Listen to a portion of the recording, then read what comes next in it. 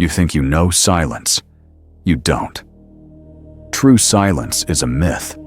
It's a story we tell ourselves to pretend the machines might one day stop. They never stop. I didn't wake up to a sound. I woke up to the vibration in my teeth. The shift siren doesn't just make noise.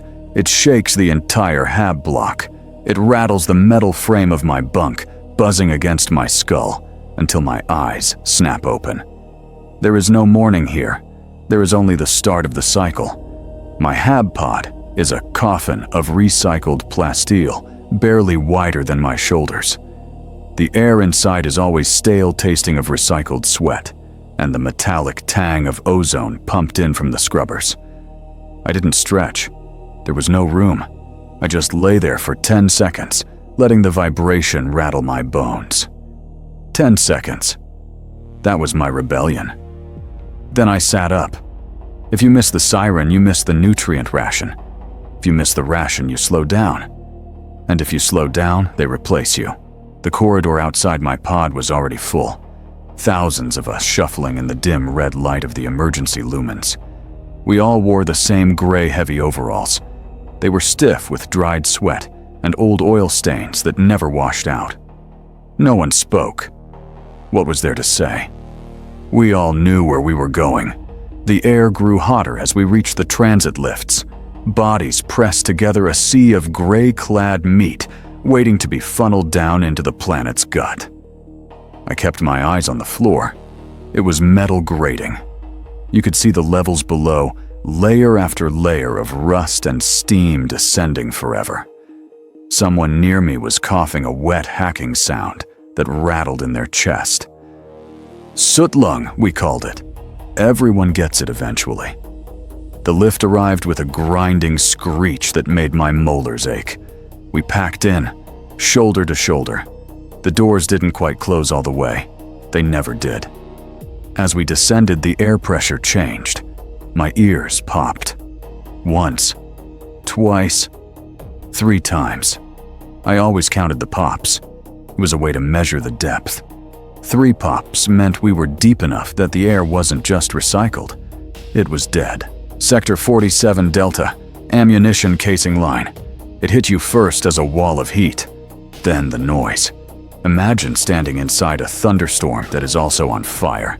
Thousands of massive pneumatic presses slamming down in a chaotic, deafening rhythm. Thud. Hiss. Thud. Hiss. It was a sound so loud it ceased to be noise and just became the shape of the world. I walked to my station, number 471. It was my home. It was my master. A 2-ton iron press stained black with grease responsible for shaping the brass casings for heavy bolter rounds. It was older than I was, older than anyone I knew. I placed my hands on the control lectern. The metal was warm. It was always warm. I didn't hate it. You can't hate the thing that keeps you alive. Above me, a ventilation duct was broken. Every 12 seconds it would wheeze, then click. Wheeze, click. I waited for it. Wheeze, click. There, that was my anchor. I took a breath, timed perfectly with the wheeze, and pulled the activation lever. The shift began. The work is simple.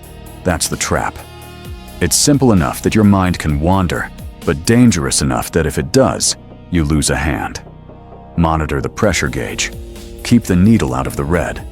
If the casing jams, take the heavy iron clearing bar and knock it loose before the next cycle. You have 4 seconds to do it. If you're too slow, the press comes down on the bar. I've seen what happens when the bar snaps.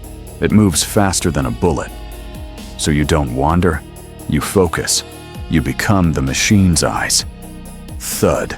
The press slammed down, shaping another casing. Hiss. The hydraulics retracted, venting hot white steam that smelled of burnt sugar and chemicals. I watched the needle. It twitched, threatening the red zone, then settled back. Good girl. I patted the warm metal of the console. Just a small touch. A reminder that we were working together. 12 hours. That's 43,200 seconds. I didn't count the seconds. That would drive you mad. I counted the casings. 1,440 per shift if I hit quota. I was at number 322 when I felt the itch in my throat. The soot was thick today. It hung in the air like black fog, coating my skin, clogging my pores.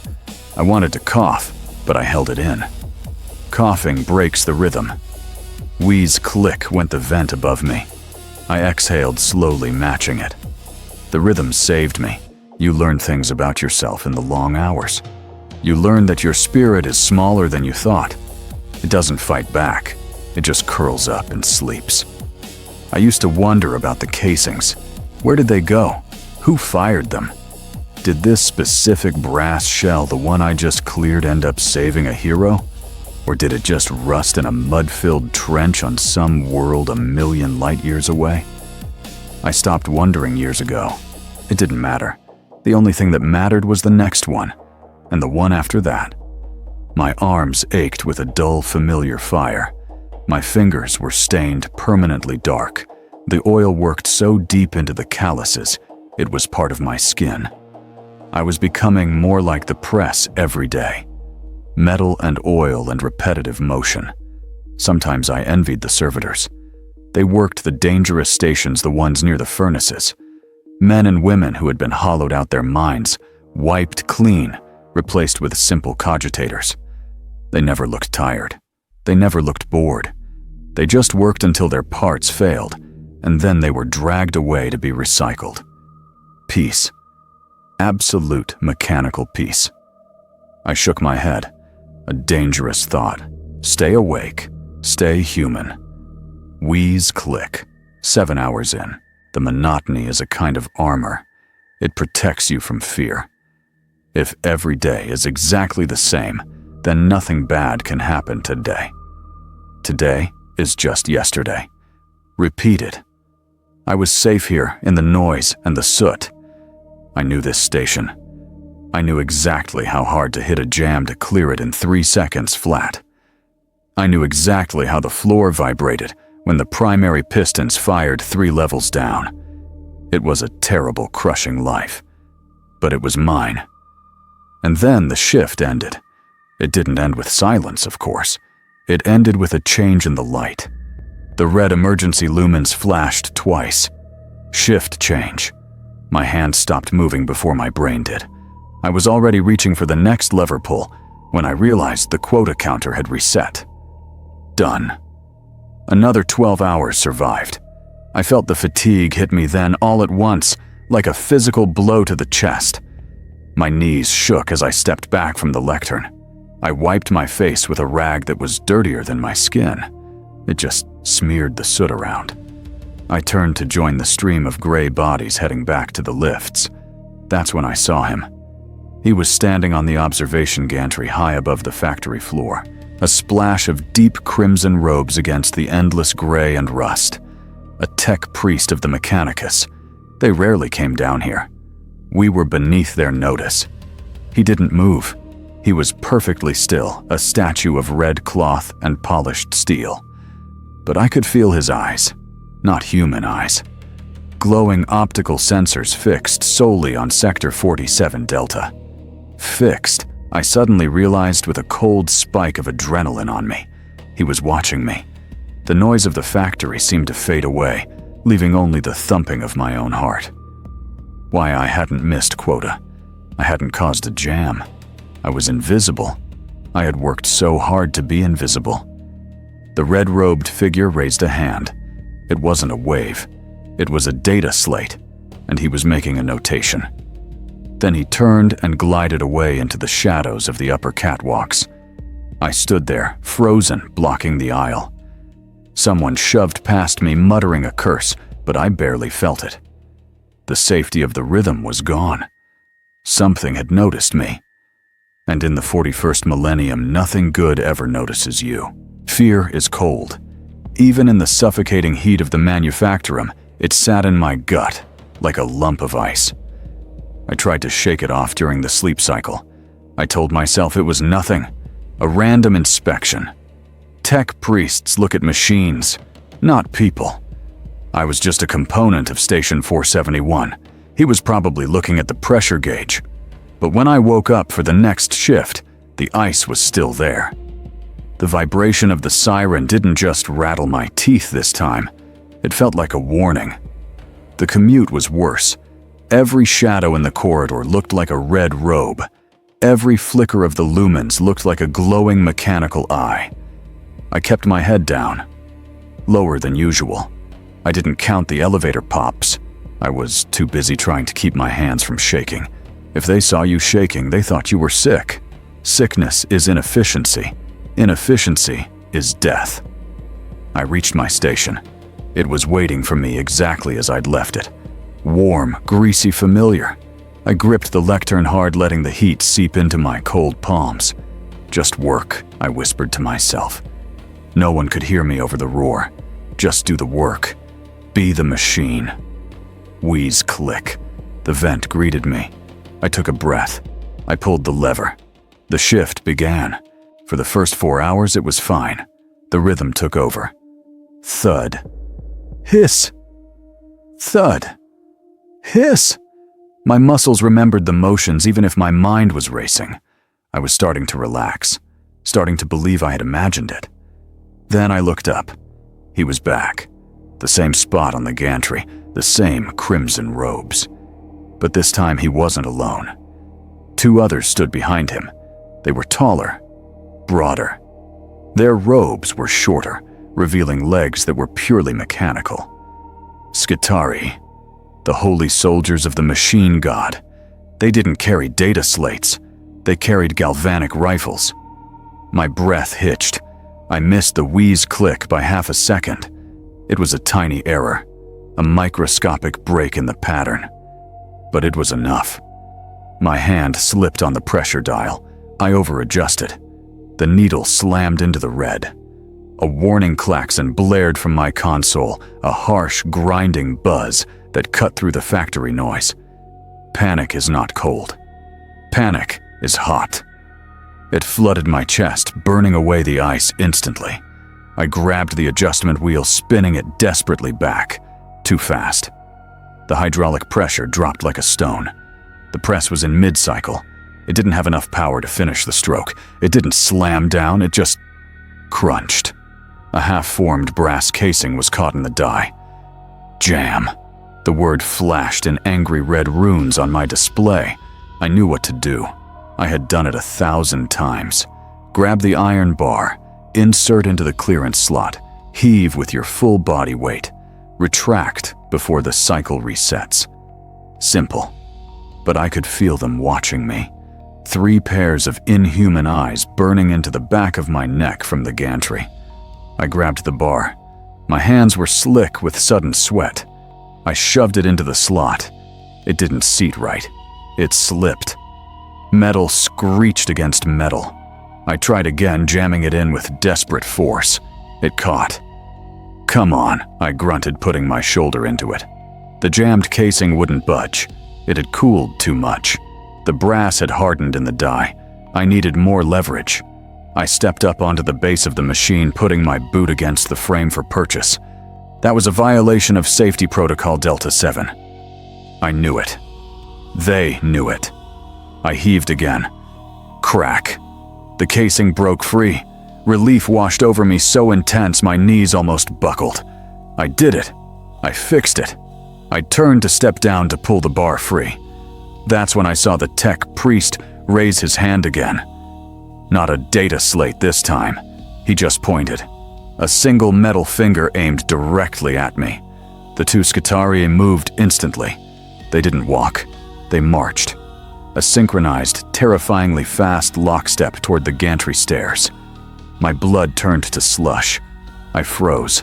I was still standing on the machine base. The iron bar was still in the slot. I forgot the 4-second rule. The cycle reset. The machine didn't care that I was distracted. It didn't care about the Skitari. It only knew that the pressure was back to nominal. It finished its stroke. The 2-ton press slammed down, right onto the iron bar I was still holding. The sound was indescribable. It wasn't a thud. It was the scream of tortured metal tearing itself apart. The iron bar didn't just bend, it exploded. Shrapnel flew like hail, Something hit my shoulder hard like a punch from a hammer. I was thrown backward, landing hard on the grated floor. Pain flared in my arm, white-hot and blinding. But worse than the pain was the sound that followed. Silence. My machine had stopped. The main drive belt had snapped. And because the machines are linked, the one next to me stopped. Then the next. A domino effect of failure spreading down the line. Within 10 seconds, Sector 47 Delta, a line that had run unbroken for 3 centuries, was silent. Thousands of workers stopped. Thousands of faces turned toward me. In the sudden, horrifying quiet, the only sound was the wheeze click of the vent above my dead station, and the steady rhythmic clang of metal boots on the gantry stairs getting louder. Clang, clang, clang. They were coming for me. I didn't try to run. Where would I go? I just lay there on the oily grating, clutching my bleeding shoulder, and waited for the end. The silence was the loudest thing I had ever heard. They didn't kill me. Death would have been efficient. This was something else. They dragged me through corridors I'd never seen. The floors here weren't graded. They were solid, polished plasteel. There was no soot. It was cold. Bone-deep cold. The air smelled sharp like antiseptic and ozone. It stung the inside of my nose. They brought me to a room that was entirely white. White walls, white floor, white ceiling. It was blinding after a lifetime of rust and shadow. They stripped me. My overalls, my boots, even the thin underlayer all gone. I stood naked in the center of the room, shivering violently. A mechanical arm descended from the ceiling. It didn't have a hand. It had a high-pressure sprayer. It blasted me with something that wasn't water. It burned like acid, scouring the oil and grime from my skin. I wanted to scream, but I knew better. Silence is survival. The spray stopped. I was raw red and clean for the first time in my life. It felt horrible. I felt exposed, vulnerable. A Vox grill in the wall crackled to life. Unit 471. The voice was flat metallic, devoid of gender or pity. Processing initiated. A screen descended in front of me. Grainy green text flickered on a black background. Identify pattern, the voice commanded. A series of shapes appeared. Cogs, pistons, valves. They were arranged in a sequence. It was complex, but I saw it instantly. It was a pressure regulation cycle. Valve 3 is out of sequence, I said. My voice was hoarse. I hadn't spoken in days. The screen flashed. New image. Numbers this time. Streams of production data. Locate inefficiency. I scanned the columns. It was easy. Too easy. Sector 7 Gamma. Output down 4% every third cycle. Coolant leak. The tests went on for hours. Logic puzzles. Spatial awareness tests. Pattern recognition. I couldn't help myself. I solved them. My mind, usually numbed by the thud hiss of the press, woke up. It was hungry. It devoured the problems. I forgot I was naked. I forgot the pain in my shoulder. I just wanted the next puzzle. It was the first time I had ever felt useful. Not just a hammer, but a mind. Finally, the screen went dark. The silence returned heavier this time. Had I passed? Or had I just proven I was too smart to be a simple cog? Intelligence can be a defect here. It leads to questions. Questions lead to heresy. I waited the cold creeping back into my bones. The door hissed open. A servitor rolled in. It had no legs, just tracks. Its upper body was a nest of hydraulic needles and ink guns.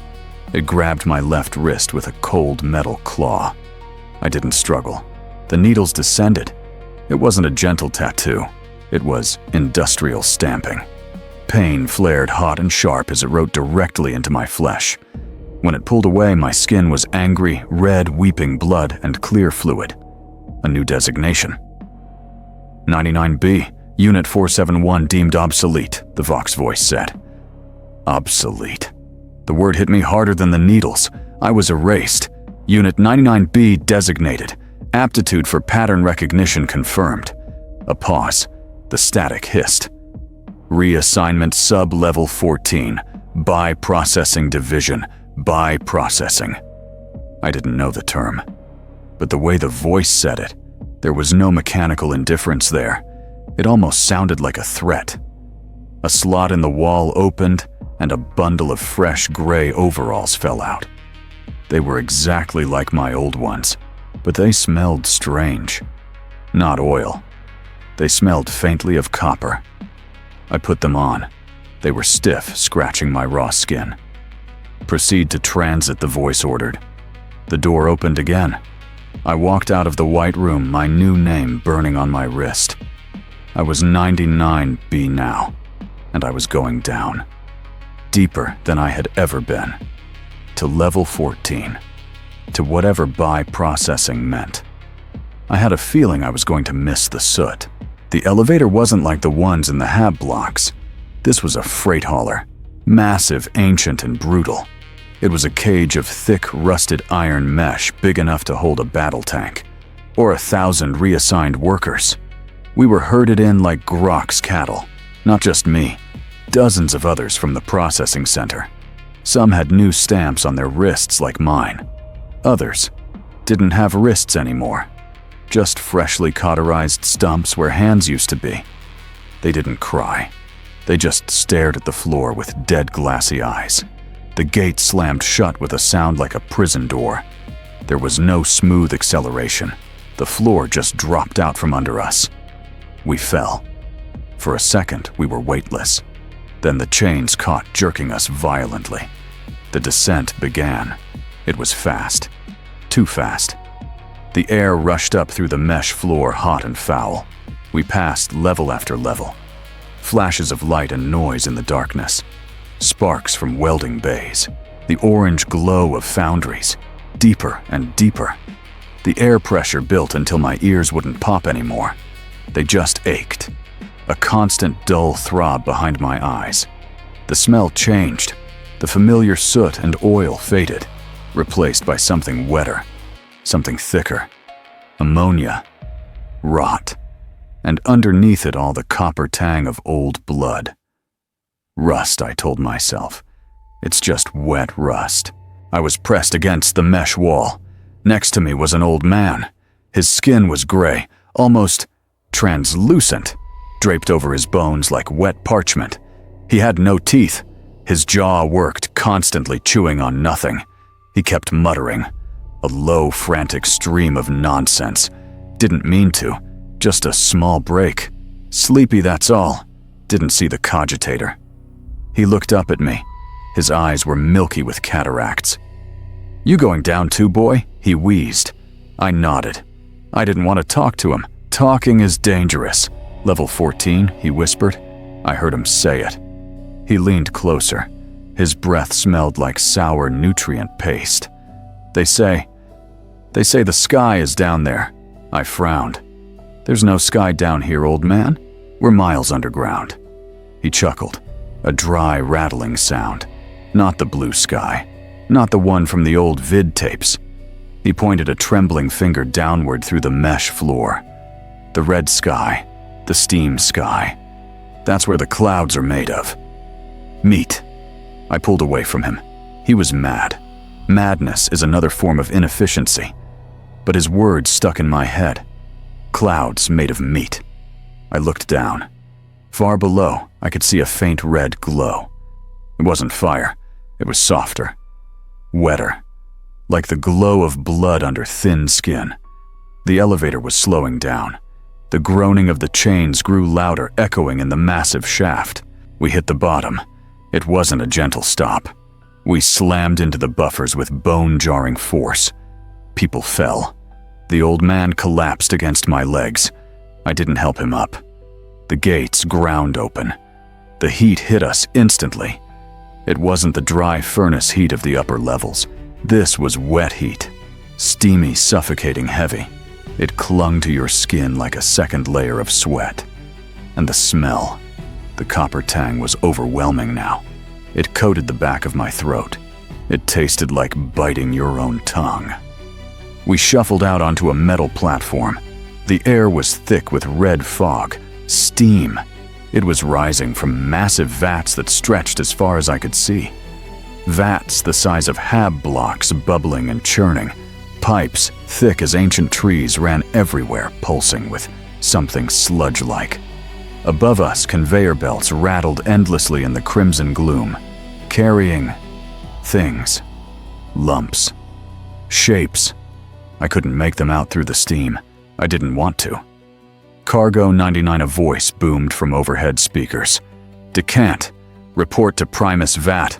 I looked at my wrist. 99B. That was me.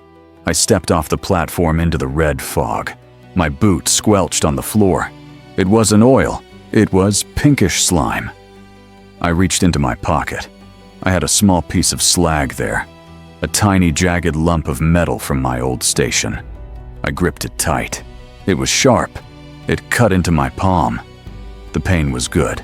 It was real. It was the only thing in this red nightmare that felt clean. I kept walking toward the vats, toward the meat clouds.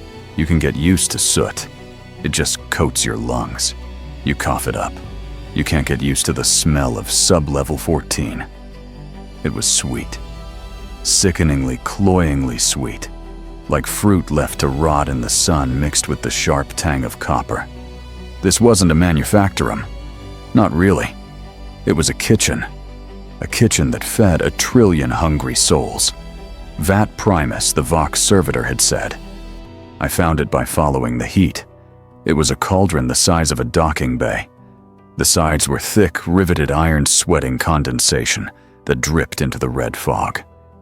Inside, it was churning. A thick, pinkish-gray sludge, bubbling slowly. Massive, stirring arms coated in Teflon, and slime rotated endlessly through the mixture. Every time one surfaced, it brought things up from the deep. Lumps. Bones. Pieces of things that hadn't dissolved yet. I saw a boot once, just for a second before it was sucked back under. I didn't look to see if there was still a foot inside it. I gagged. The first time I couldn't help it. My empty stomach convulsed, dry heaving against my ribs. A nearby servitor turned its head. It didn't have a face, just a brass speaker grill where a mouth should be. It emitted a burst of static, a warning, inefficiency. I swallowed the bile. It burned, but it was better than the static. My new station was a small metal platform overlooking the vat. No more pressure gauges. Now I monitored nutrient viscosity and acidity pH. It was the same job, really. Keep the needle out of the red. If it gets too thick, add more acid. If it gets too thin, add more raw material. I tried not to look at the conveyor belts above the vat. They were high up, lost in the steam, but I could hear them. Wet, heavy thuds as they dumped their cargo into the slurry. Sometimes it sounded like sacks of grain. Sometimes it sounded like meat hitting a butcher's block. Most of the workers down here weren't human. They were heavy labor servitors, hulking things, their torsos grafted onto tread units or piston legs. Their arms had been replaced with industrial tools, saws, grinders, heavy meat hooks. They didn't talk. They didn't take breaks. They just processed. Unit 8/4 worked next to me. It was a renderer. Its job was to take the larger chunks that didn't dissolve, mostly bones, and reinforced synth leather, and force them into a secondary grinder. It had massive hydraulic claw clamps for hands. Clamp, lift, push, grind. It did this every 30 seconds. It had been doing it for decades. You could tell by the way the grease had calcified on its joints. It was horrifying. And it was beautiful. Perfect efficiency. No wasted movement. No hesitation. I found myself watching it, hypnotized by the rhythm. It was better than watching the vat. The accident happened on my 3rd shift. I don't know what caused it. Maybe a bone was too thick. Maybe a gear slipped. Unit 8/4 was pushing a large, irregular mass into the grinder. It looked like a ribcage. Grox, maybe. or something else. The grinder jammed for a fraction of a second. The mass kicked back. It snagged one of the servitor's hydraulic hoses. A human would have jumped back. A human would have screamed, let go, tried to save themselves. Unit 8-4 did none of these things. It just kept pushing. The protocol said, push until clear. So it pushed. The snagged hose pulled tight. It dragged the servitor forward off balance. Its other clamp got caught in the grinder's teeth. There was no blood. Not at first. Just sparks and the screech of metal chewing on metal. The servitor didn't make a sound. It didn't try to pull free. It just kept trying to complete its task, even as its own arm was being eaten by the machine. It was only when the grinder reached the flesh of its shoulder that the red spray started. It coated my station. Warm. Wet. Metallic. I froze. The old panic flared. I wanted to hit the emergency stop, but there was no emergency stop on sub-level 14. The machine chewed through the shoulder joint with a wet crunch. The servitor finally stopped moving. It slumped sideways, held up only by the grinder's teeth. Silence. For 3 seconds, the only sound was the bubbling of the vat. Then, from the shadows of the gantry, a red robe stepped forward. It was him. The same tech priest. He had followed me down. Or maybe he was just always where the misery was greatest. He didn't look at the dead servitor. He looked at the grinder. He tapped a few commands into his data slate. Then he looked at me, his optical sensors whirred, focusing on my face, on the splatter of red across my new uniform. I waited for the judgment. The pointing finger. Unit 8-4. His voice grated a sound like two stones grinding together. Inefficient. Failed to account for tensile strength of obstruction. He paused. You did not intervene. Good. Good. I hadn't intervened because I was a coward. Because I was frozen. Intervention would have slowed production. Acceptable loss. He turned back to the grinder, which was still trying to chew through the servitor's reinforced spine. He didn't order. It stopped. He just looked at me again. Unit 99B, adjust grinder torque settings. I blinked stupidly. Adjust to what, Magos? He pointed a metal finger at the mess in the machine. Calibrate it for bone. I calibrated it. I turned the dials until the grinder screamed with new power. It finished its meal. Unit 8-4 was gone. Just another ingredient in the vat. I worked alone for 3 cycles after that. Then they sent me a new partner. Not a servitor this time. A human. Unit 74G. He was young. Younger than me. His face was still pale, not yet stained permanently gray by the life down here. He had a name, though we weren't supposed to use them. Sevi. He whispered it to me when the red robes weren't looking. We didn't talk much. You couldn't over the noise. But we developed a language. Hand signals. Nods. Subtle shifts in posture. A tap on the left shoulder meant inspector coming. 2 taps on the console meant vat pressure rising. A clenched fist meant, hold on, it's going to be a bad one. It was a small thing. A tiny thread of connection in the endless grinding dark. But it kept me sane. It reminded me that I wasn't just 99B. I was still a person. I could still see another person. We worked the main feed line together. He monitored the flow rate. I monitored the consistency. It was better than working alone. We were a team. We were efficient. Maybe that was the problem. Efficiency attracts attention. And down here, attention is never good. The jam happened on a Tuesday. Or what passed for Tuesday.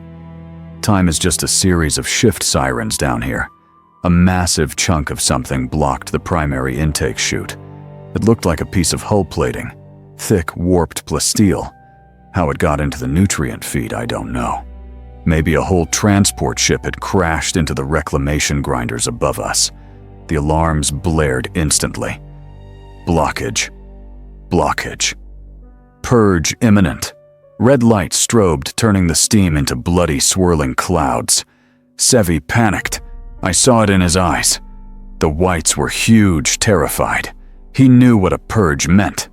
If we didn't clear it in 10 seconds, the system would flush the line with high-pressure acid. It would clear the blockage, and it would clear us too if we were standing too close. I signaled him. Wait. Tool.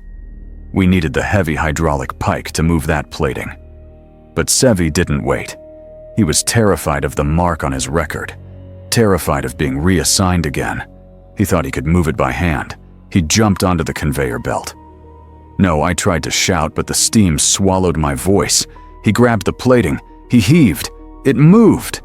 Just a fraction of an inch. But it was enough to trigger the flow sensor. The machine thought the jam was cleared. It restarted instantly. The conveyor belt jerked forward with massive, unstoppable torque. Sevi didn't even have time to scream. His boot slipped on the slick surface of the belt. He fell forward right onto the moving line. I lunged for the control panel. I slammed my hand onto the emergency cutoff. Nothing happened. Of course, nothing happened. Production must not stop. I watched him. I watched him try to scramble up, slipping in the sludge. I watched the belt carry him toward the intake teeth. He looked back at me. Just once. His eyes weren't terrified anymore. They were just sad. He knew. He didn't scream until his legs hit the grinders. It was a short sound, wet and sharp, cut off almost instantly by the roar of the machine. The red strobes kept flashing. Blockage cleared, resuming optimal flow. I stood there, my hand still uselessly pressing the cutoff button.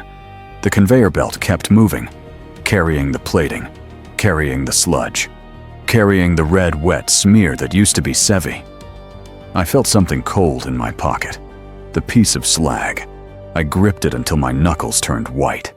He was gone, just like Unit 8/4, inefficient. I looked up at the gantry. The tech priest was there. He had seen it all. He didn't look angry. He didn't look sad. He just made a single notation on his data slate, and then he walked away. I turned back to my console. The needle was creeping into the red. I adjusted the flow. I didn't look at the belt again.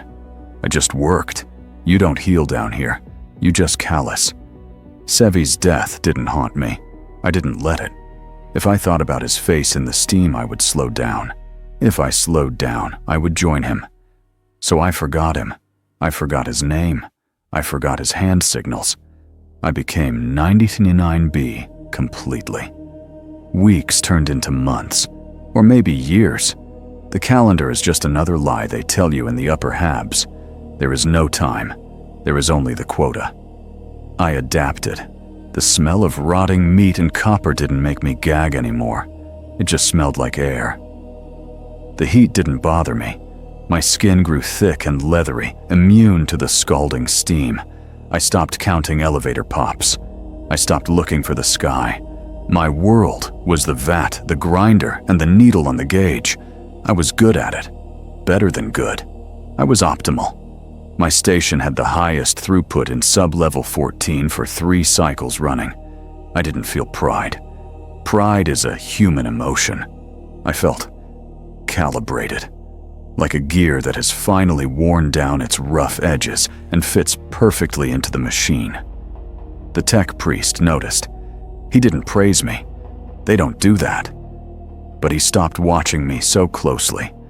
That was the highest honor a worker could receive in difference, until the day the lens broke. It was a servitor near me, Unit 7 Kappa. A steam pipe burst and sprayed it directly in the face. It didn't flinch, of course. It just kept working while its flesh boiled. But the heat cracked its primary optical sensor, a thick red glass lens the size of my fist. It fell out of the ruined socket and rolled across the metal grating to my boots. I picked it up. It was heavy, warm from the steam. I looked through it. The world turned a deep, blurry crimson. It made the factory look different. Less like a slaughterhouse, more like a cathedral. The steam looked like incense. The grinder noise sounded like a chant. Unit 99B. I froze. The tech priest was right behind me. I hadn't heard him approach. I held out the lens expecting a blow, expecting to be accused of theft. He didn't take it. He looked at me with those cold, glowing blue eyes. "You find the mechanism pleasing?" he asked. His voice was a dry rattle. It is efficient magos," I stammered. He tilted his head, a bird-like mechanical movement.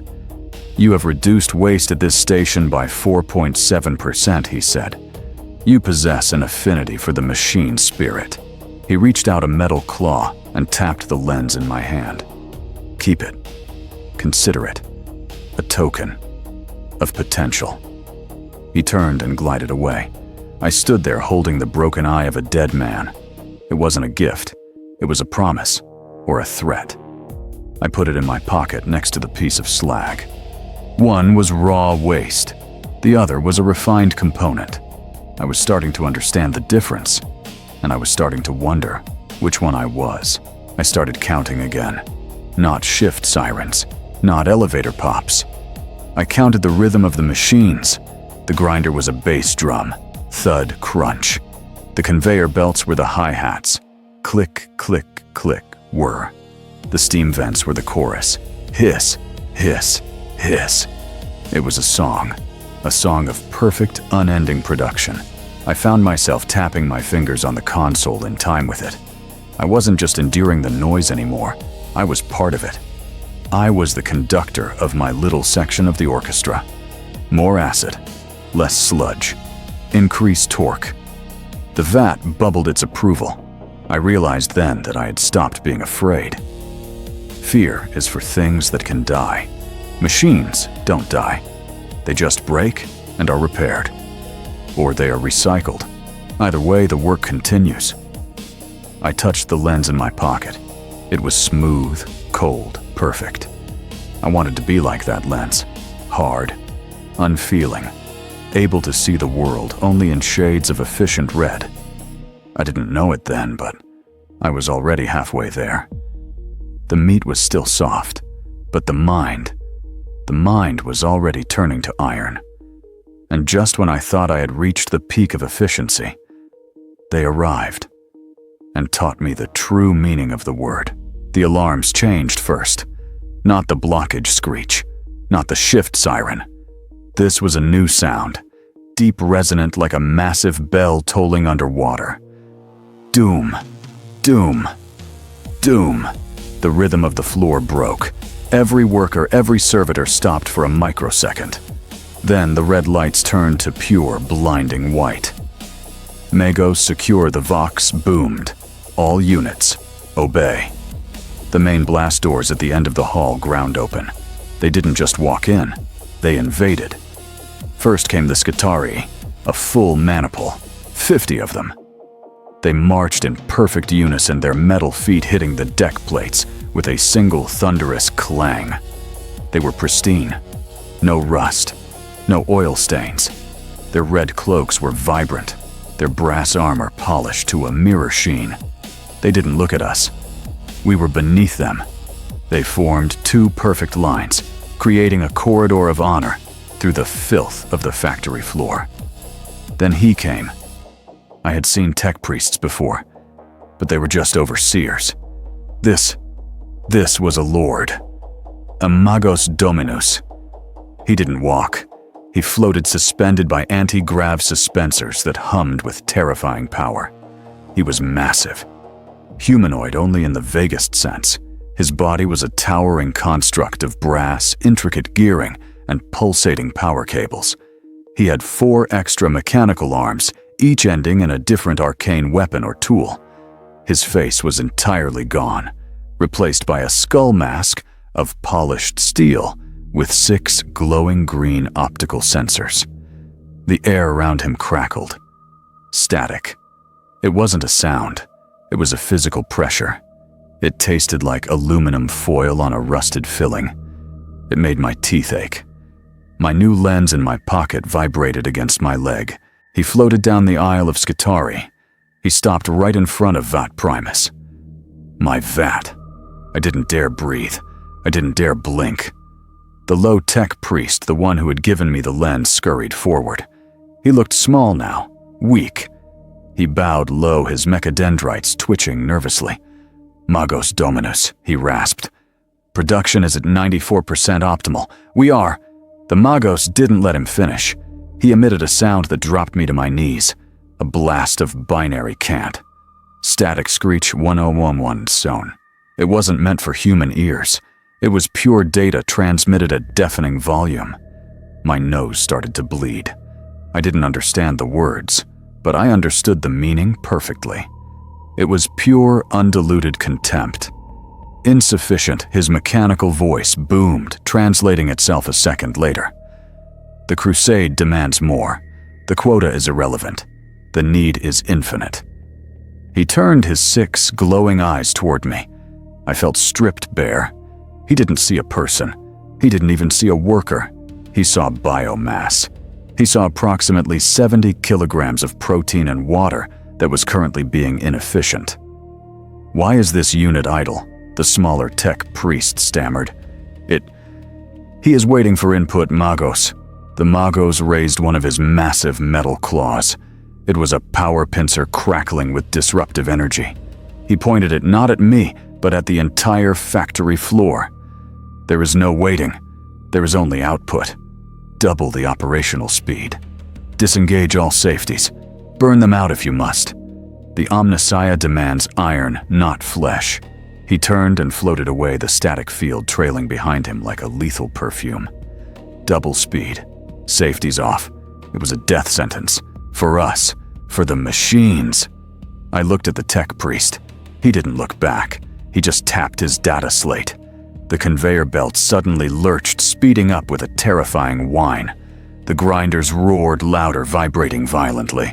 The offensive had begun, and we were the ammunition. They called it the demand. I called it hell. The 12-hour shifts were gone. There were no shifts anymore.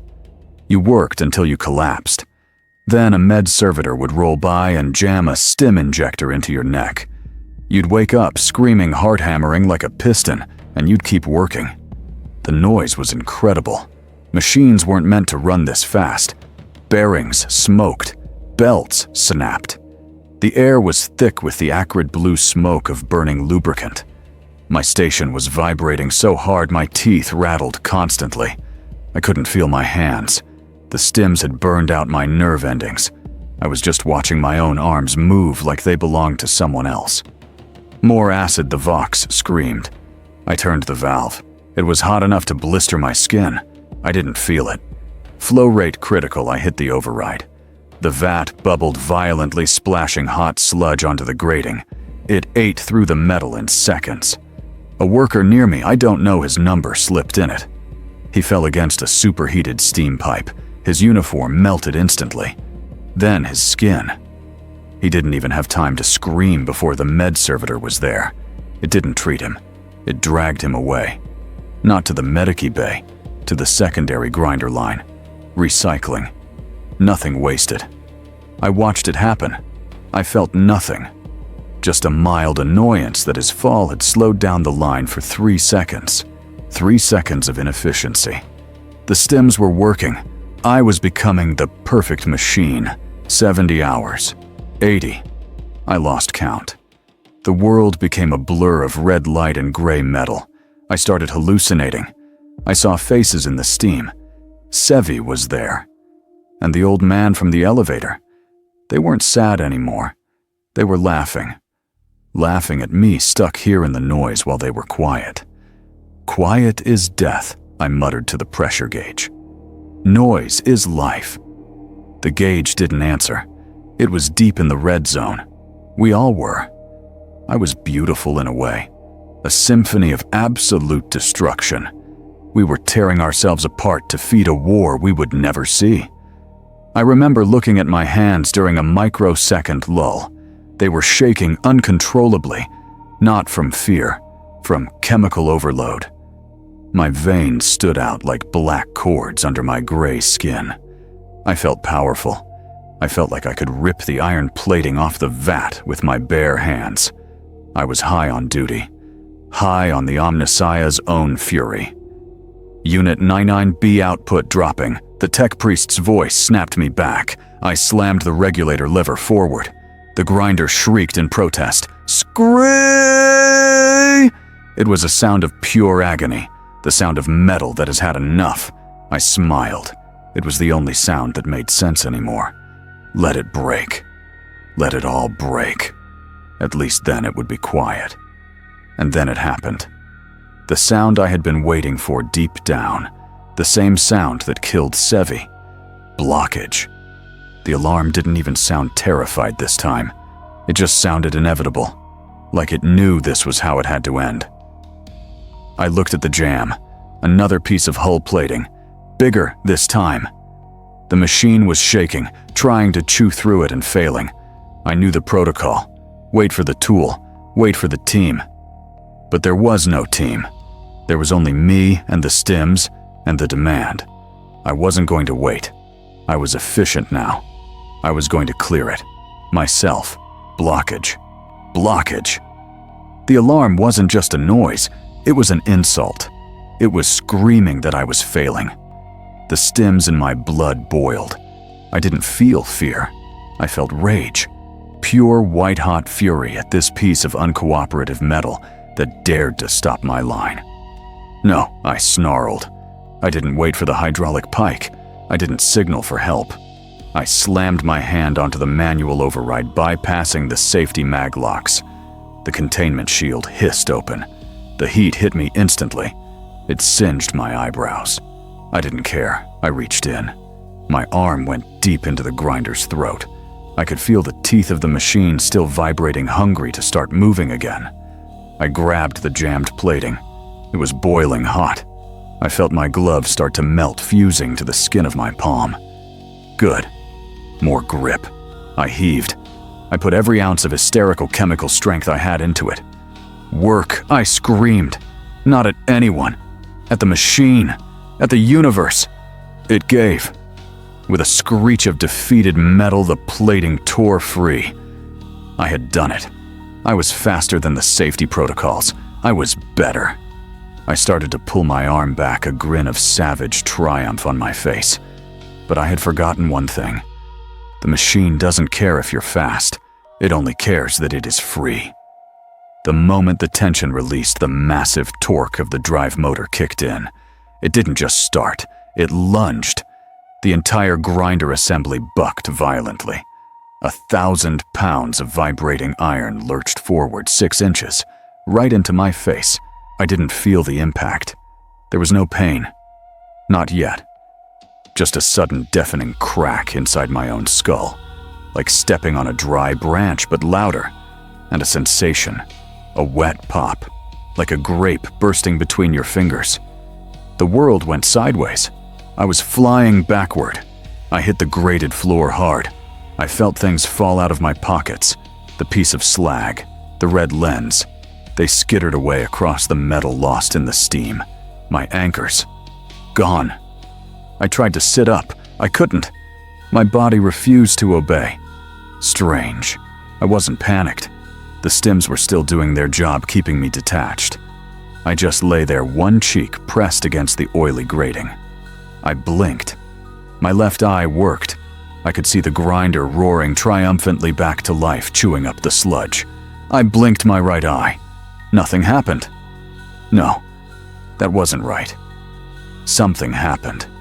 I felt a wet warmth sliding down my cheek, but there was no image, no light, just a void. Static filled my ears. Faintly, distantly, I heard someone screaming. It sounded wet and gurgling. It took me a long time to realize it was me. Then the med servitor loomed over me. Its multifaceted eyes didn't look concerned. They just looked calculating, assessing damage, estimating repair costs versus replacement value. A metal claw reached down, and then finally, mercifully, blackness. Silence. Real silence this time. Waking up was clinical. There was no grogginess, no slow return to consciousness. 1 second void. The next, absolute clarity. I was strapped to a metal table. It was tilted upright, so I was almost standing. The room was the same white processing center from before. Smell of ozone, smell of antiseptic, and something else. The smell of cauterized flesh. My flesh. I couldn't move my head. It was clamped in a vice-like metal brace. I could only see forward. The tech priest was there, the one who gave me the lens. He was holding something. A small, intricate metal sphere glowing with a faint inner red light. It looked familiar. It was the lens. The one from Unit 7 Kappa. Inefficient, he said. His voice seemed louder. Now, clearer. Biological components are inherently flawed. They break under stress. He stepped closer. I tried to flinch, but the brace held me rigid.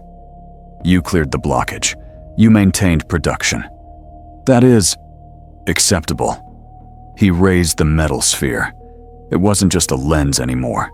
It had been fitted with long, wicked-looking neural connectors, wire-thin needles that sparked with tiny arcs of electricity. We do not waste useful components, Unit 99B. We repair them. He didn't ask for permission. He just leaned in and pushed the sphere into the empty raw socket of my right eye. Pain is a signal. Machines can turn off signals. I couldn't turn this off. It was white light exploding directly into my brain. I felt the needles seek out my optic nerve. I felt them burrow in fusing metal to meat. I screamed, but no sound came out. My vocal cords were paralyzed by the shock. Then it stopped. The pain didn't fade. It was just suppressed, shunted away by some new subroutine in my own head. Click. The new eye booted up.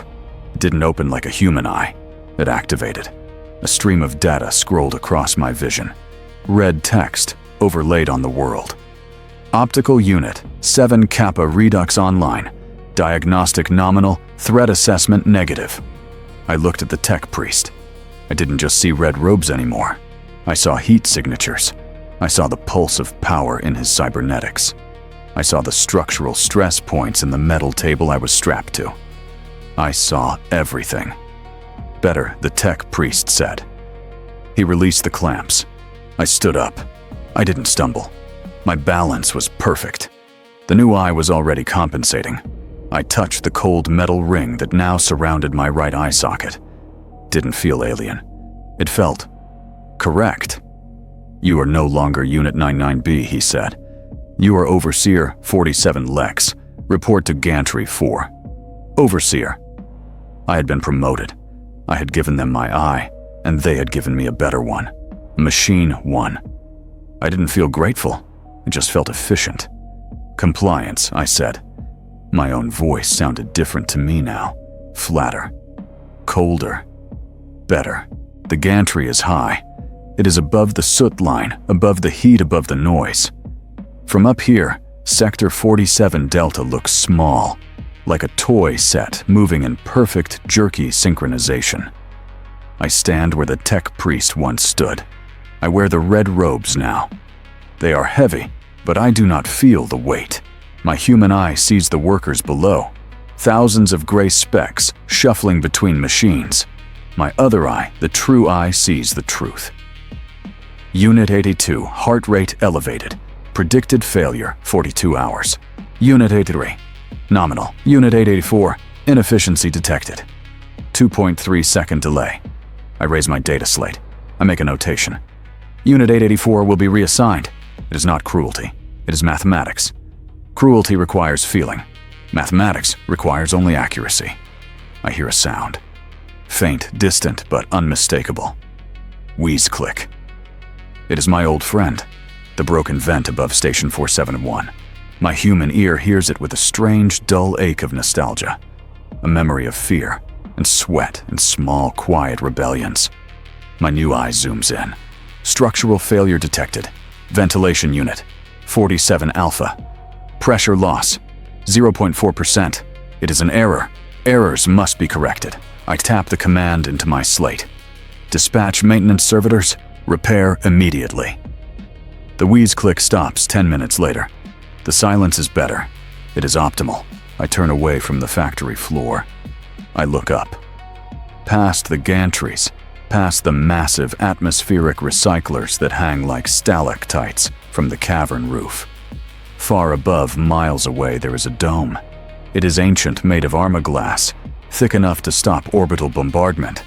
It is cracked and stained with millennia of pollution. But through one of those cracks, I see it. A tiny, jagged sliver of reddish-orange light. The real sky of Mars. The thing I wanted to see my whole life. I stare at it with my human eye. It is dim, dusty, unremarkable. Just a color I don't see very often. I feel nothing. No wonder, no joy. Just a vague recognition of a completed objective. I switch to my true eye. It scans the sliver of light. Target atmosphere. Outer. Status radiation. Levels lethal. Oxygen. None. Life signs negative. Data insufficient. It is just a void. Empty space where no data exists. It is useless. I look back down at the factory floor, at the endless, beautiful streams of data flowing from the machines, the heat signatures, the production rates, the perfect, predictable rhythm of industry. That is the real sky, the sky of soot and data. It is the only sky that matters. All hail the Omnissiah, I whisper. My voice is perfect. It doesn't shake. And I am finally, truly free. Glossary one-liners. Tech priest, a robed engineer monk who worships machines as holy. Servitor, a lobotomized human cyborg used for mindless labor. Manufactorum, a massive city-sized factory complex. Skitari, the cybernetic holy soldiers of the machine god. Magos, a high-ranking tech priest, more machine than man. Omnissiah, the machine. God worshipped by the tech priests. Hab block, a massive, cramped concrete apartment building for workers. Cogitator, a mechanical or biological computer. Amasek, a common potent alcoholic spirit. Not used in script, but good for general context if needed later.